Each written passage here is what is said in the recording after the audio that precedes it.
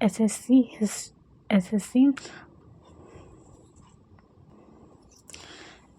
Polity भारतीय राज्य व्यवस्था चैप्टर नंबर 1। भारत का संवैधानिक इतिहास। क्वेश्चन नंबर 1, वह कौन सा अधिनियम था जिसमें भारत में सत्ता ब्रिटिश ईस्ट इंडिया कंपनी से ब्रिटिश क्राउन में स्थानांतरित की थी? ए.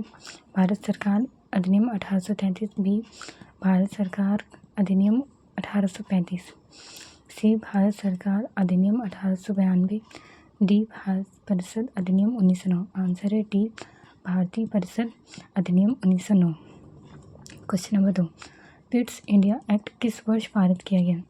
ए. 1784। बी. 1901। सी. 1819। डी. 1857। आंसर है ए. 1784। क्वेश्चन नंबर 3, निम्नलिखित में से किस अधिनियम को मार्ले विंडो सुधार के रूप में भी जाना जाता है?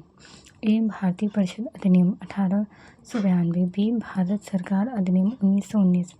सी. भारत सरकार अधिनियम 1935। डी. भारतीय परिषद अधिनियम 1909। आंसर है डी. भारतीय परिषद अधिनियम 1909। क्वेश्चन नंबर 4, संघीय प्रणाली का पहला प्रयास भारत सरकार अधिनियम द्वारा किया गया था? ए. 1909 में। बी. 1919 में। सी. 1935 में। डी. इनमें से कोई नहीं। आंसर है सी. 1935 में। क्वेश्चन नंबर 5, प्रांतीय स्वायत्तता शुरू करने के लिए भारत की ब्रिटिश सरकार द्वारा कौन सा अधिनियम पारित किया गया था? ए. 1892 का भारतीय परिषद अधिनियम। बी.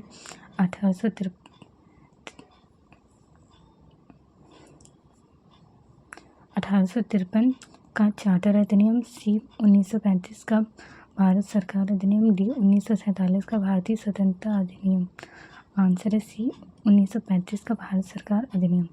क्वेश्चन नंबर 6, किस अधिनियम को मोंटेग्यू जेम्स फोर्ड सुधार के नाम से जाना जाता है? ए. भारत स्वतंत्रता अधिनियम 1947। बी. भारत शासन अधिनियम 1919। C. Pitt's India Act 1784। D. Charter act 1813। Answer B.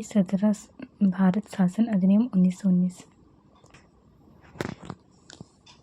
Question number 7, United kingdom की संसद का एक अधिनियम है जिसने 1947 में ब्रिटिश भारत को भारत और पाकिस्तान के 2 नए स्वतंत्र उपनिवेशों में विभाजित किया था।